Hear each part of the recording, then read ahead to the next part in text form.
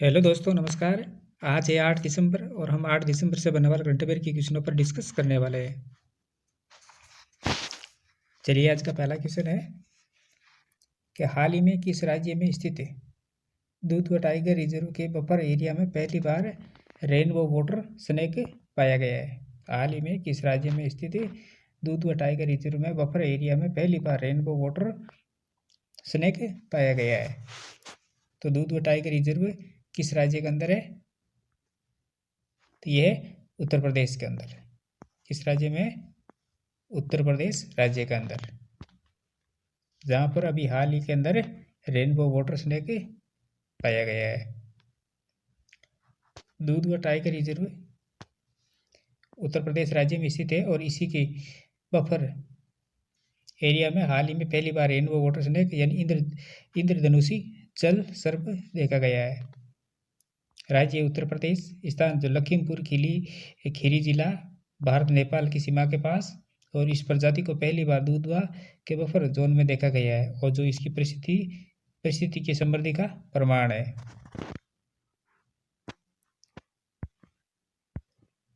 Next question है कि हाल ही में भारत और किस देश के बीच संयुक्त युद्धाभ्यास हरिमऊ शक्ति राजस्थान के अंदर शुरू हुआ है। हाल ही में भारत और किस देश के बीच जो संयुक्त युद्धाभ्यास है हरिमऊ शक्ति तो राजस्थान के अंदर शुरू हुआ है। ये किन दो देशों के बीच हुआ है? भारत और मलेशिया के बीच। किस देश के बीच? मलेशिया के बीच।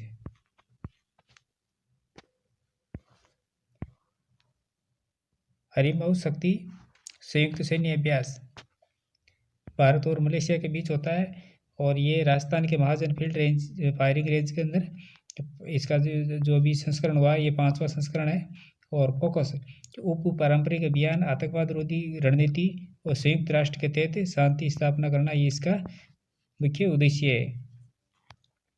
और राजस्थान के महाजन फील्ड फायरिंग रेंज पोखरण के अंदर हो रहा है।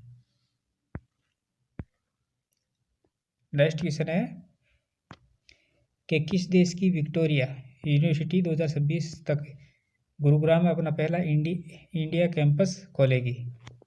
किस देश की विक्टोरिया यूनिवर्सिटी 2026 तक गुरुग्राम में अपना पहला इंडिया कैंपस खोलेगी? तो ये खोलेगी ऑस्ट्रेलिया देश की विक्टोरिया यूनिवर्सिटी। किस देश की है? ऑस्ट्रेलिया देश की। ऑस्ट्रेलिया की विक्टोरिया यूनिवर्सिटी 2026 तक गुरुग्राम में अपना पहला भारतीय कैंपस खोलेगी और भारत में उच्च शिक्षा के क्षेत्र के लिए एक महत्वपूर्ण कदम के रूप में है जो ऑस्ट्रेलिया की विक्टोरिया यूनिवर्सिटी ने दिल्ली एनसीआर स्थित गुरुग्राम में अपना पहला अंतर्राष्ट्रीय कैंपस स्थापित करने की घोषणा की है। किस देश की है? तो ये की है ऑस्ट्रेलिया की। नेक्स्ट क्वेश्चन है कि निम्न में से किस शहर में आर्टिफिशियल इंटेलिजेंस को अपनाने के लिए regional artificial intelligence impact conference 2025 का आयोजन किया गया है? हाल ही में किस शहर के अंदर आर्टिफिशियल इंटेलिजेंस को अपनाने के लिए regional artificial intelligence impact conference 2025 का आयोजन किया गया है? तो किया गया है शिलोंग के अंदर। क्या किया गया है? शिलोंग के अंदर। शिलोंग यानी मेघालय के अंदर।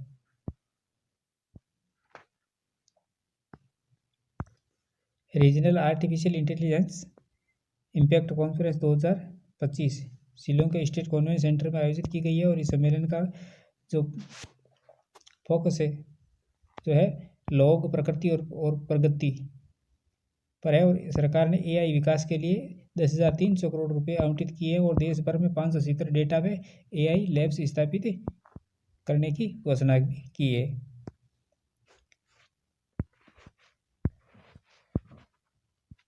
नेक्स्ट क्वेश्चन है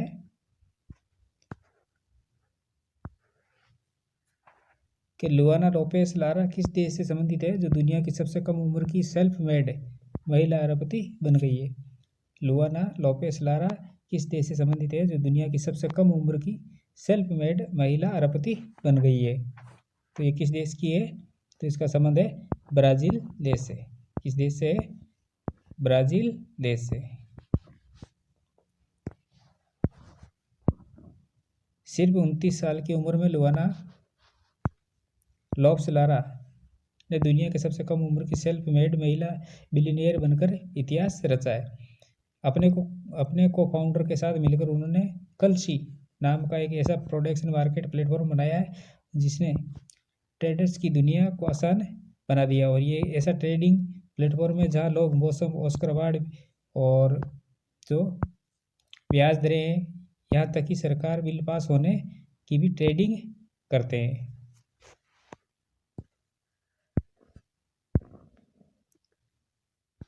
नेक्स्ट क्वेश्चन है कि फील्ड मार्शल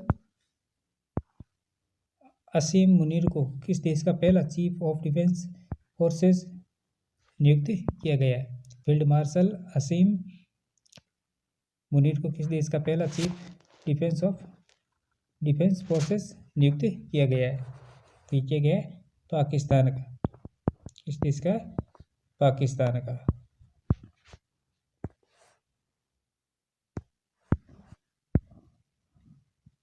फील्ड मार्शल असीम मुनीर को देश के पहले चीफ ऑफ डिफेंस फोर्सेस के रूप में नियुक्त किया गया है। ये नियुक्ति राष्ट्रपति आसिफ अली जरदारी ने 5 दिसंबर 2025 को मंजूरी दी थी। नवंबर 2025 के अंदर 27वां संवैधानिक संशोधन पाकिस्तान की सैन्य कमांड को पुनर्भाषित करने वाला ऐतिहासिक कदम है। और इस संशोधन ने संविधान के अनुच्छेद 243 के तहत बदलाव करते हुए CDF के पद को आधिकारिक रूप से मान्यता दी थी। और यह निर्णय पाकिस्तान में पहली बार तीनों सेनाओं को एकीकृत कमान के अधीन लाता है। इससे पहले chief of joint chiefs of staff committee का पद इस कार्य के लिए मौजूद था, जिसे अब समाप्त कर दिया गया और इसके स्थान पर CDF को पूर्ण ऑपरेशन और रणनीतिक अधिकार सौंप दिए गए। यानी अब तीनों सेनाओं का ये एक ही पद होगा।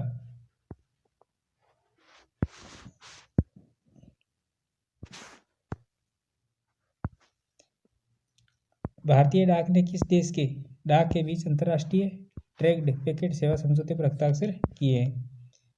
भारतीय डाक ने किस देश के डाक के बीच अंतर्राष्ट्रीय ट्रेड पैकेट सेवा समझौते पर हस्ताक्षर किए हैं। तो किस देश के साथ किए हैं? तो ये किए हैं रूस के साथ, रूसी डाक के साथ।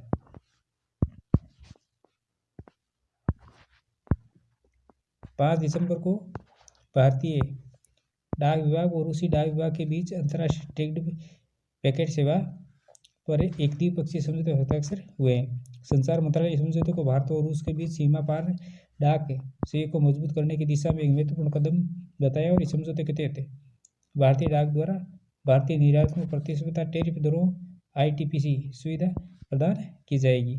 और इस सेवा का उद्देश्य रूसी बाजार में भारतीय विक्रेताओं की मूल्य प्रतिस्पर्धात्मकता में सुधार और बाजार मूल्य को जो पहुँच है उसको बढ़ाना है। ये इसका प्रमुख उद्देश्य है।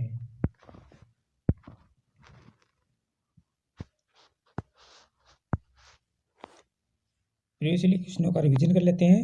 तो Arun Kumar oil and natural gas corporation का अध्यक्ष नियुक्त किया गया है।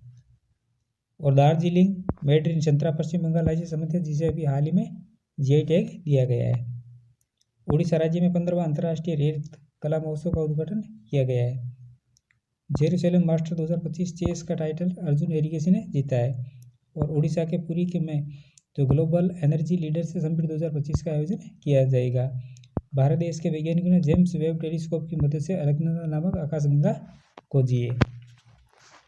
तो दोस्तों ये थी हमारी आज की क्लास। इसी प्रकार का महत्वपूर्ण क्वेश्चनों के साथ कल फिर मिलेंगे। तब तक के लिए धन्यवाद।